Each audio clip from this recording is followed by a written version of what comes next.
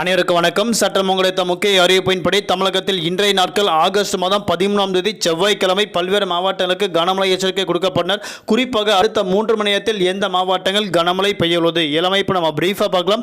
மறக்காம ஸ்கிப் பாருங்க.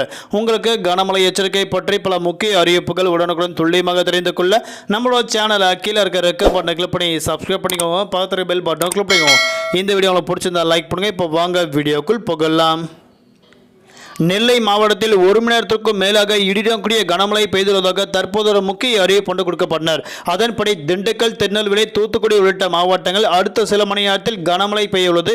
குறிப்பாக இன்றைய நாட்கள் பொறுத்தவரை தமிழகத்தில் 8க்கும் மேற்பட்ட மாவட்டங்கள் கனமழையும் குறிப்பிட்ட மாவட்டங்கள் மட்டும் மிதமான மழை பெய்யக்கூடும் என தற்போது அறிவிக்கப்பட்டனர்.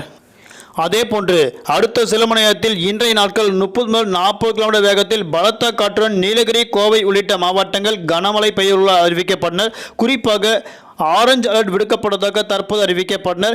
ஈரோடு, திருப்பூர், திண்டுக்கல், தேனி, மதுரை, திருநெல்வேலி, தென்காசி, கன்னியாகுமரி உள்ளிட்ட மாவட்டங்கள் இன்றைய நாட்கள் கனமழை பெய்யுள்ளதாக தற்போது ஒரு முக்கிய அறிவிப்பு ஒன்று வெளியாகுது.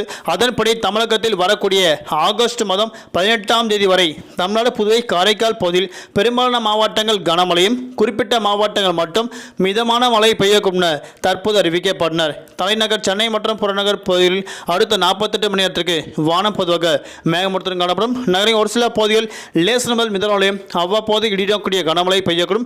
அதிகபட்ச வெப்பநிலையாக 36 முதல் குறைந்தபட்ச வெப்பநிலையாக 28 டிகிரி செல்சியஸ் வரை இருக்கக்கூடும் தற்போது அறிவிக்கப்பட்டனர். இன்றைய நாட்கள் மீனவர்களுக்கான எச்சரிக்கை. தென் தமிழக கடலோர பகுதி, மன்னார் வளைகுடா, குமரிக்கடல் பகுதியில் சூறாவளி காற்று மணிக்கு 45 முதல் 55 கிலோமீட்டர் வேகத்தில் வீசுவதால் மீனவர்கள் மீன்பிடிக்க கடலுக்கு செல்ல வேண்டாம் என அறிவிக்கப்பட்டனர். நன்றி, வணக்கம்.